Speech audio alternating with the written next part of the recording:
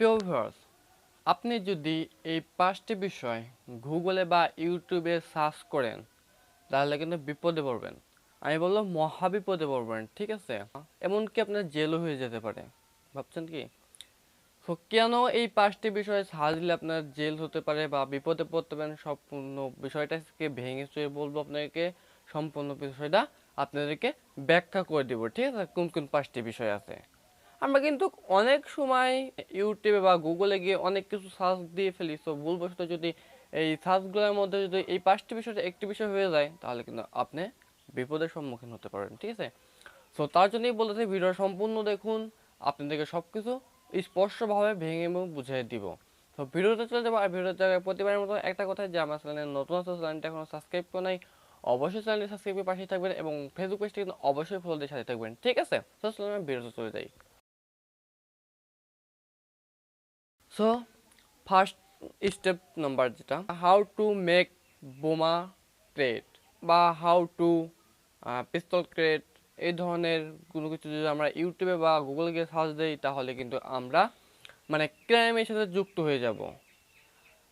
আমরা যদি কখনো চেষ্টা করি যে আমরা কিভাবে বোমা বানাবো বা কিভাবে পিস্তল তৈরি করবো বা বানাবো, আমরা এইগুলো যদি ভুলবশত বা শখ করার ক্ষেত্রে যদি আমরা সার্চ দিয়ে থাকি গুগল বা ইউটিউবে, তাহলে কিন্তু এইটা আমাদের বাংলাদেশে যে ক্রাইম যে টিম আছে তারা কিন্তু অলরেডি আমাদের গুগলে বা ইন্টারনেটে কিন্তু ওরা সবসময় অটোমেটিক কাজ করে থাকে, ওরা দেখতে থাকে কে কোথায় কি সার্চ দিচ্ছে। তো আমরা যদি এইগুলো সার্চ দিয়ে থাকি তাহলে কিন্তু আমরা ক্রাইমের আওতায় পড়ে যাব। আমরা কিন্তু মানে ক্রাইম না করেও কিন্তু আমরা ক্রাইমের সাথে যুক্ত হয়ে যাব এবং আমাদেরকে কিন্তু পুলিশ ধরে নিয়ে যেতে পারে। আমাদের যে আইপি অ্যাড্রেস, আইপি অ্যাড্রেসের মাধ্যমে কিন্তু খুব ইজিলি, খুব সহজে এর মাধ্যমে কিন্তু আমাদের লোকেশন ট্যাগ করে আমাদেরকে ধরে নিতে পারে, ঠিক আছে? তো সাবধান, আপনারা ভুল করেও কিন্তু এই বিষয়গুলা ইউটিউবে বা গুগলে সার্চ দেবেন না, ঠিক আছে? তো 2 নম্বর যে স্টেপটা হচ্ছে সেটা এখন বলবো। 2 নম্বর স্টেপটা হচ্ছে চাইল্ড পর্ন, চাইল্ড পর্ন, ঠিক আছে? তো আমাদের বাংলাদেশে কিন্তু পর্ন সাইটটা কিন্তু কোনো কিছু নাই তেমন, কিন্তু চাইল্ড পর্ন যে বিষয় সাইটটা আছে, তো এটা কিন্তু খুব মারাত্মক একটা অপরাধ। এটা কিন্তু তার জন্য কিন্তু আমাদের মানে জেল হয়ে যেতে পারে। চাইল্ড পর্ন আমাদের বাংলাদেশে অবশ্যই মানে বন্ধ আছে। সো ভুল করে কোনো আপনার চাইল্ড পর্ন লেখে ইউটিউবে সার্চ দিবেন না, ঠিক আছে? গুগলে কোনো সার্চ দেবেন না, ঠিক আছে? 3 নম্বর যে বিষয়টা আছে সেটা কিন্তু খুবই ইজিলি এবং খুবই ইম্পর্টেন্ট একটা টিক্স, ঠিক আছে? আমাদের একটা মারাত্মক ভুল। আমরা কিন্তু এই 3 নম্বর এটা কিন্তু আমরা প্রতিনিয়তই আমরা আমাদের জীবনের সাথে রিলেটিভ এবং ব্যবহার করে থাকি। সাবধান, এমনকি আমরা মারাও যেতে পারি। কোনো অসুখ হয় বা কোনো কিছু হয় তখন কিন্তু আমরা এইভাবে গুগলে গিয়ে সার্চ দিই যে এই রোগের কি ওষুধ বা এই রোগের কি ওষুধ খেলে ঠিক হবে। সো আমরা যখন সার্চ দিই যে কি রোগের কি ওষুধ, তখন কিন্তু অনেক ধরনের ওষুধ আসে বা অনেক ওয়েবসাইট আসে।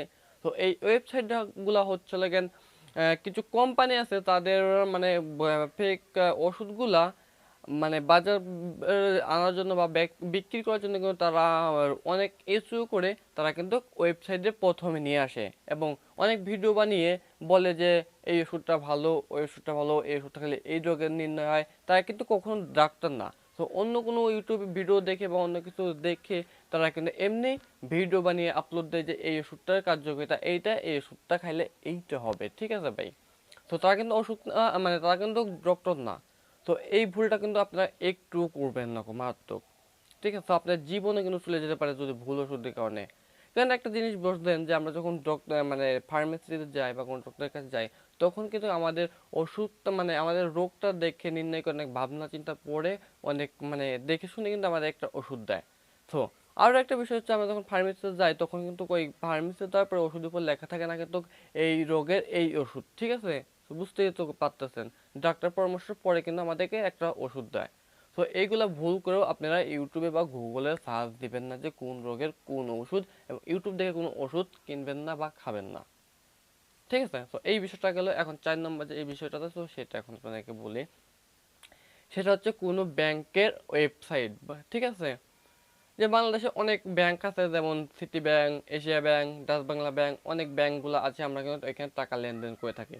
তো তো দেখা গেল যে আমরা সিটি ব্যাংকে ধরি আপনাদেরকে। তো সিটি ব্যাংকে যদি আমরা সার্চ দিই গুগলে সিটি ব্যাংক, তো সিটি ব্যাংকের ধরুন দেখা যাচ্ছে প্রথম ওয়েবসাইটটা city bank plus gov BD, ঠিক আছে। এইটা কিন্তু একটা ধরুন ওয়েবসাইট, ঠিক আছে। তো আমরা তো বুঝতে পারছি না এই ওয়েবসাইটটা কি বাংলাদেশের অরিজিনাল ওয়েবসাইট সিটি ব্যাংকের নাকি কোনটা। তো দেখা গেল কোন চক্রদল আপনার ওরা এসইও করে অনেক কষ্ট করে এসইও করে এইরকম একটা ওয়েবসাইট ক্রিয়েট করেছে। সো ওয়েবসাইটটা ক্রিয়েট করার পরে সর্বপ্রথম চলে আসছে এইরকমভাবে। তো আপনার এই ওয়েবসাইটে গিয়ে লগ ইন করলেন, আপনার অ্যাকাউন্টটা দিয়ে সব তথ্য দিয়ে আপনি লগ ইন করলেন, ঠিক আছে।